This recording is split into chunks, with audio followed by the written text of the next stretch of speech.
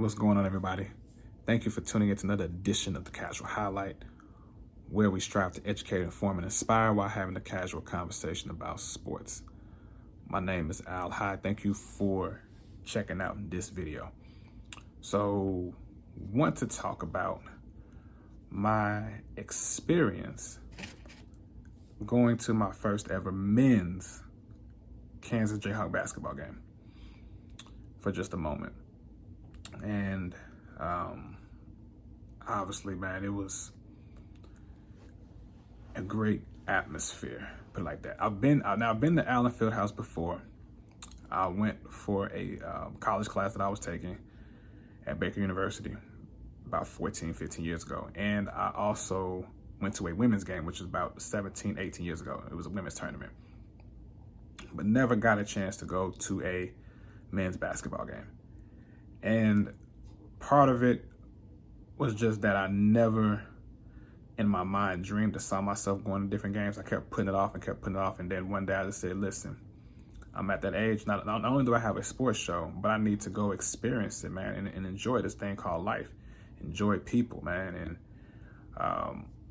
I had a blast. A couple months ago, I went to an LSU basketball game to go check out LSU. And I've been to several LSU men's basketball games, but this hits home for me because I grew up in Kansas. I grew up, watching Roy Williams dominate the Big Eight.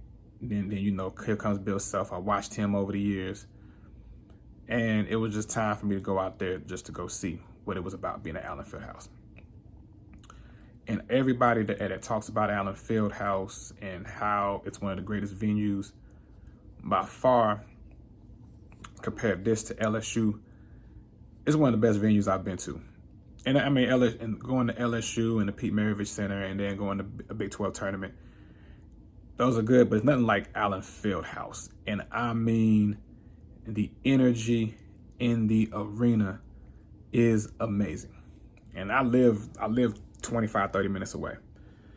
And just being in the arena and just looking at the history of Allen Fieldhouse and looking at the renovations, because I haven't been there in 14 years since I took a class for school. And just the energy and the love and excitement for basketball, not just college basketball, but basketball, and watch a basketball game is 5-star, and it's amazing. And I will be going back. I'm thinking about even considering getting partial season tickets, maybe going 4 or 5 times a year, just to go soak the history in and just watch, and something like the bus driver said tonight as he was driving us back to our vehicles, a true Kansas win to blow somebody. Well, they're used to winning big in Lawrence, Kansas. They're not used to getting blown out by 20 points to a Kentucky. Kansas is not used to that at the field house. Come on now, stop it. But seeing the energy in the field, I was like, man, I've missed out.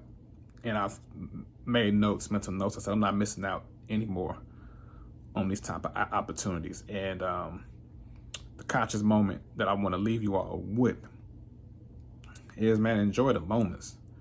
If you want to do something, go out and treat yourself and go out and do that. Go out and go enjoy life. Things that you've been wanting to do, go and do it. Don't wait until, man, you keep putting it off, and then one day you can't do that. Get out here and go enjoy these moments.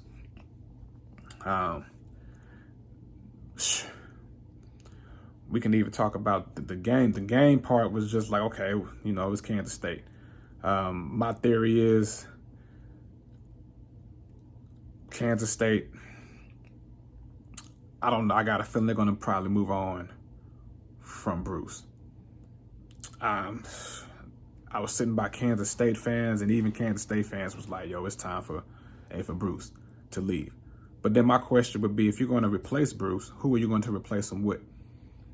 Are you going to replace him with a mid-major coach, or are you going to replace him with somebody who's already has that experience to come to Manhattan? How are you going to recruit in Manhattan, Kansas? Which is on my bucket list. I do want to go to Bramlage.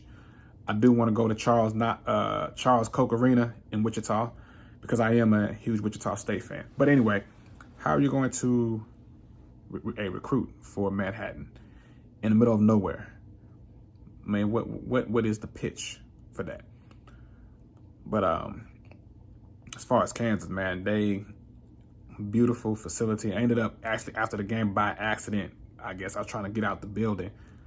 I got to be on the actual floor of Allen Fieldhouse and just soaking that energy in of Allen Fieldhouse, and just the lights and the history in that building is absolutely amazing. I want to talk about actually the game as well and the things that I saw. Abaji in person is the real deal. Bron is the real deal, but I feel for McCormick. I think everybody wants him to succeed and they want him to win. And McCormick, I think he wants to, man, he wants to do the best. He's doing the best he can, but I think he's trying too hard, in my opinion, watching him. And I think sometimes, man, I think he's thinking too much and he's not playing ball. That's what I think of McCormick. I think McCormick is a great player. I think Lightfoot is great. I think that the young blood, the young guns, KJ Adams, this boy right here, they nice. And I don't know if Remy Martin's gonna be back this season or not, but they're a number one seed by far. They'll win the Big 12 this year. I think the biggest test is gonna be Baylor, but I think they'll beat Baylor. I think they'll win the regular season. Nobody in the Big 12, I think, will be able to match up with KU. I think they'll win the regular season. I think they'll finish out and win the tournament. When KU gets hot from that 3-point line, that's a wrap. That is a wrap. And if Abaji get the rolling, which I saw live in person, and he actually passed Wilt Chamberlain tonight as the all-time leading scorer in Kansas basketball history. And then Abaji, you don't see people stay for 4 years like that. You don't. As far as Kansas State, man, I just want to put some highlights about them.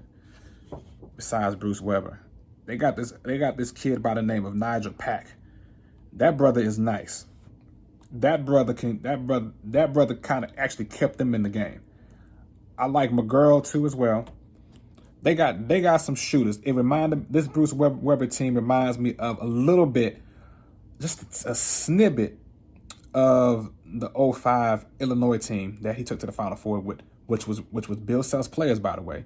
You had the three-headed monster of Luther Head, Darren Williams, and D. Brown. And that backcourt with Markel Noel, number one, Nigel Pack, and Mike McGurl. They're nice. Marcus Norrell looked like a little running back at the point guard, and I was like, man, this dude is tough. Dude shot like 2 air balls, but kept playing. I was like, this dude is tough. Look up, man. He's from Harlem, New York. I said, oh yeah, okay. Mindset a little bit different. Built certain areas and certain places of people are built a little bit different, and tough mindset for that young fella. But Allen Fieldhouse, I recommend this to anybody, man. You just to come soak in the energy just to watch a game was amazing. I mean, even where I was at, I was near the top, but still I felt like I was on the floor and I was still able to see very good visible. I was able, very, very good vision of seeing the coaches, the benches, the players. Man, it's a great atmosphere to go to a game. So I would recommend it to anybody. KU, I think, is going to win the Big 12. I even see them winning the Big 12 tournament, barring any other major injuries that might take place to them. And I see them locking up as the number one seed. The question is with KU, who is going to be in their region, in their bracket, and who they have to look out for, and what matchups. Everything is about matchups in basketball, and who can you match up with, because numbers don't mean nothing. But when the matchups come out, that's when we got to start asking the questions. But definitely, I would recommend anybody, basketball fans, you need to, if you got to make a day trip just to go to Lawrence, Kansas, to spend, watch the game, spend the night, leave out the next day, definitely go and do it. All right, that's my time, y'all. My name is Al. High till next time. You know what it is.